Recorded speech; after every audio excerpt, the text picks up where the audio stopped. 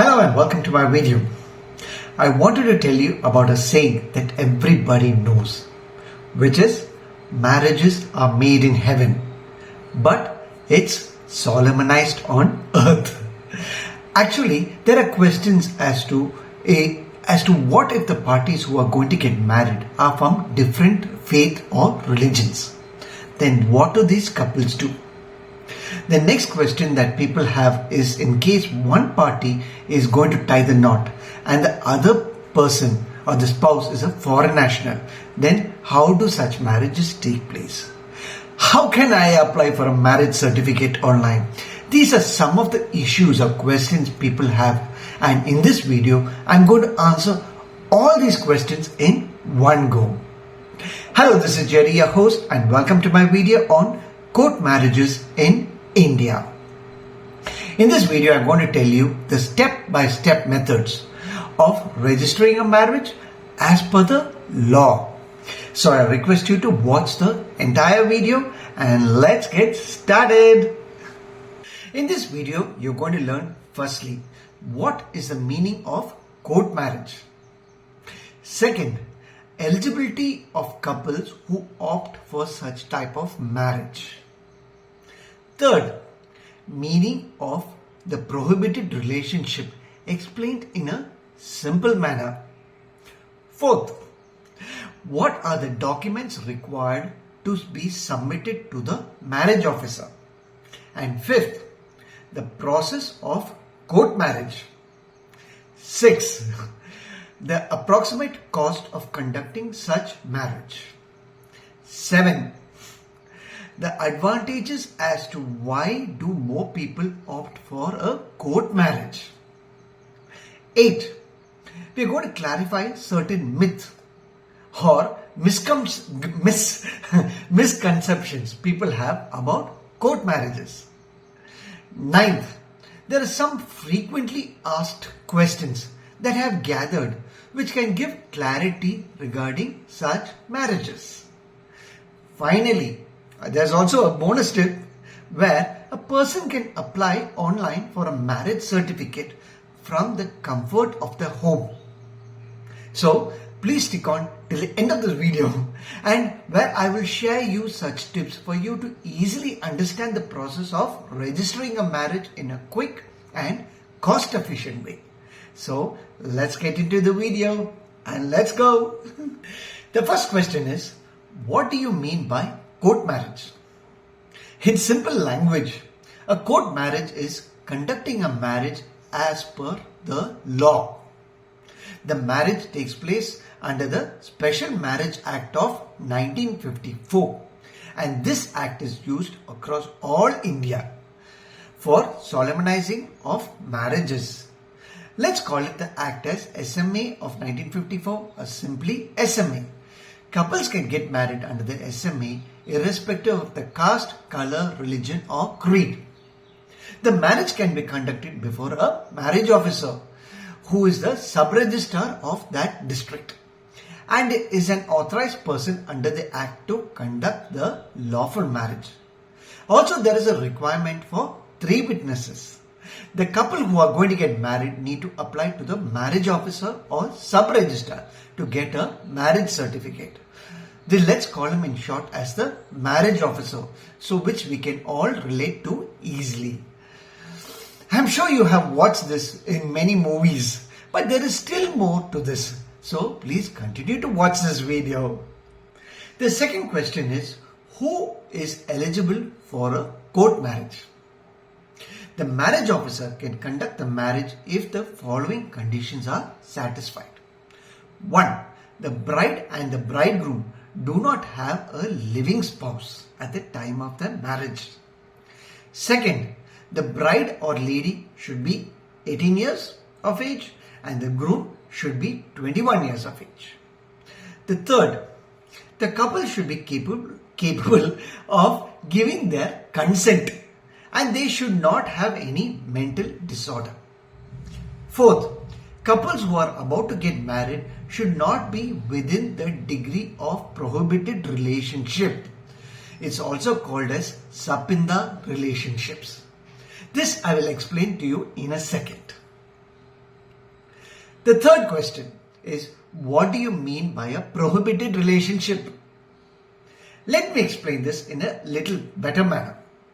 There is a term called a degrees of prohibited relationship, which simply means that a person cannot marry another person who belongs to the same lineal descendant, which means a daughter can't marry a father or a grandfather, or a mother can't marry a son or grandson. In case a person marries within the prohibited relationship, then the marriage is not valid, and there might also be medical complications to the children. The Hindu Marriage Act of 1955 changed the meaning of prohibited relationship, and it made it illegal to marry people who are in a Sapinda relationship or in the same linear relationship until there is a genuine tradition or custom that permits such marriage.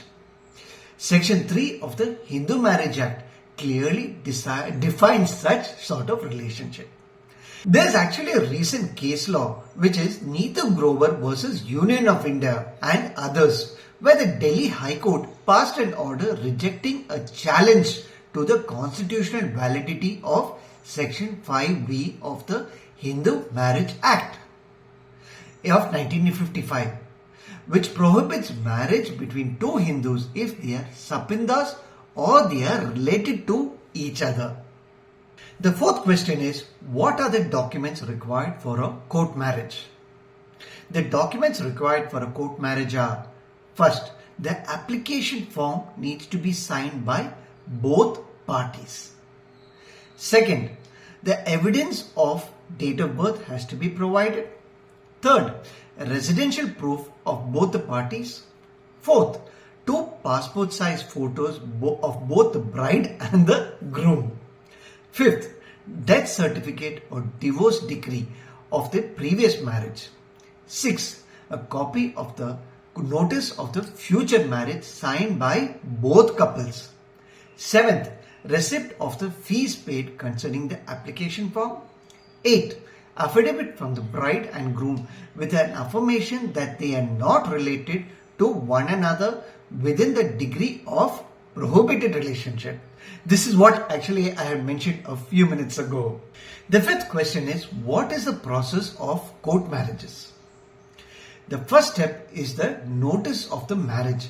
It is where the bride and groom need to give a notice to the marriage officer of the district in writing based on the prescribed format given in the second schedule.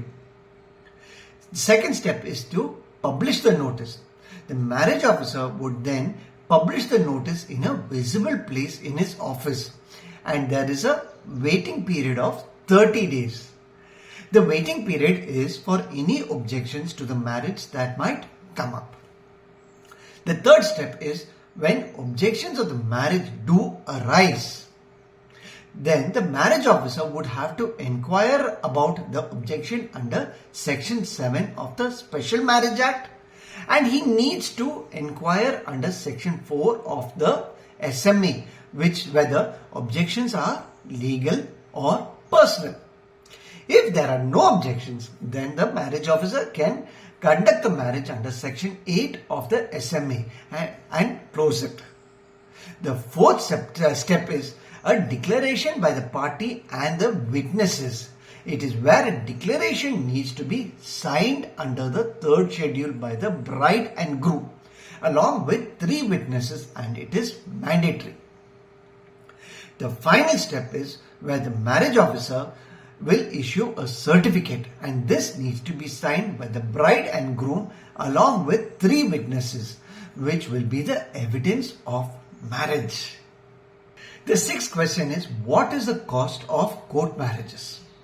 The cost of court marriages varies from state to state, but an approximate amount that I have found across the internet is between rupees 500 and 1500. Anyways, this is cheaper than the traditional marriages. The seventh question is, what are the advantages of court marriages? The reason why people prefer court marriages is because 1. It is simple and economical. 2. it saves huge expenses regarding wedding rituals and ceremonies. 3. The bride and groom can conduct the marriage in any way they want. Finally, it ensures that both the parties who are going to get married have the consent to it. The eighth question is about some myth, or let's call it some bad perceptions or misconceptions about court marriages. I'm going to clarify certain myths regarding the court marriages, which are: is the court marriage only for eloping couples or people who have run away from home?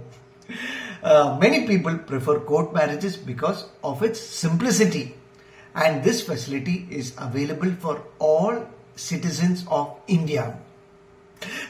Well, I don't want to get into any particulars over here regarding running away from home and getting married. Second is, some people say that court marriage is a lengthy process. It is not a lengthy process if all the documents provided to the marriage officer are correct and in order. Third one is, people say that the court marriages are not socially accepted. This sort of marriage is legal and it is valid like any other traditional marriages. The ninth question is about some frequently asked questions where people need more clarity. There are many questions people have asked regarding court marriages, and I wanted to provide some simple answers. First, can we have a religious ceremony after a court marriage? You can conduct a religious ceremony after a court marriage, but it is not legally necessary.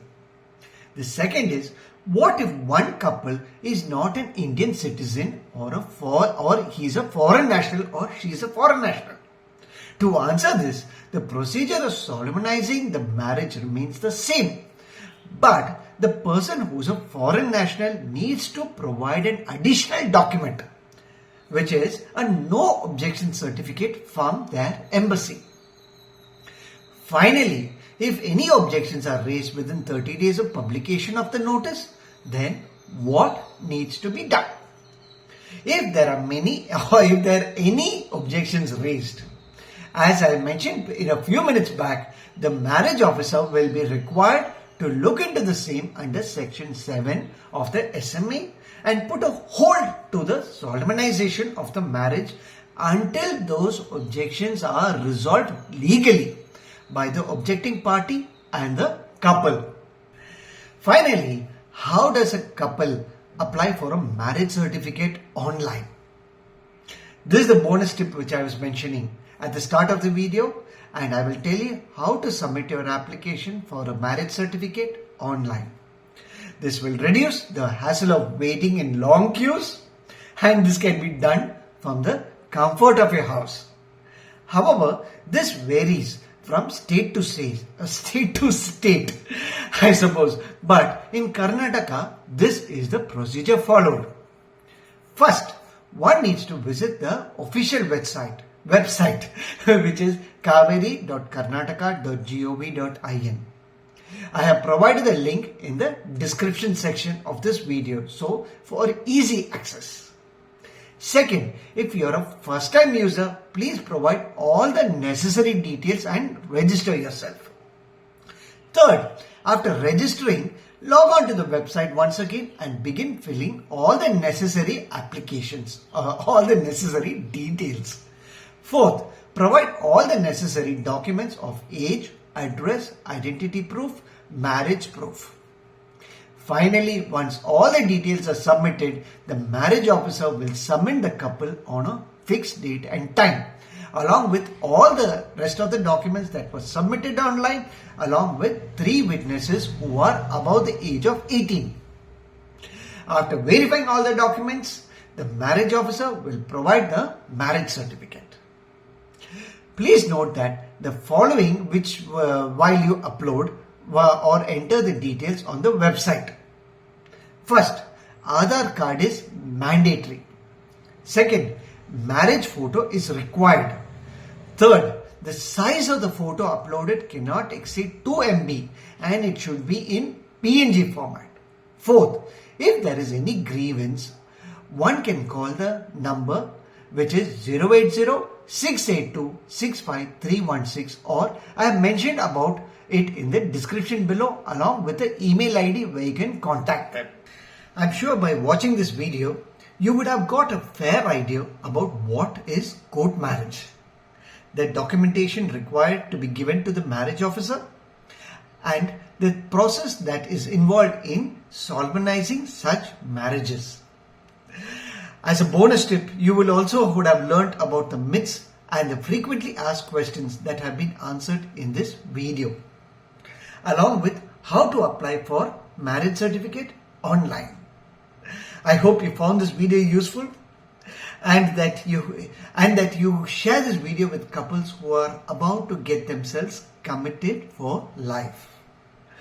If you like this video, do hit the like button and don't forget to subscribe to my channel for new updates on law, decision and legal affairs. Until the next video, take care. Ciao.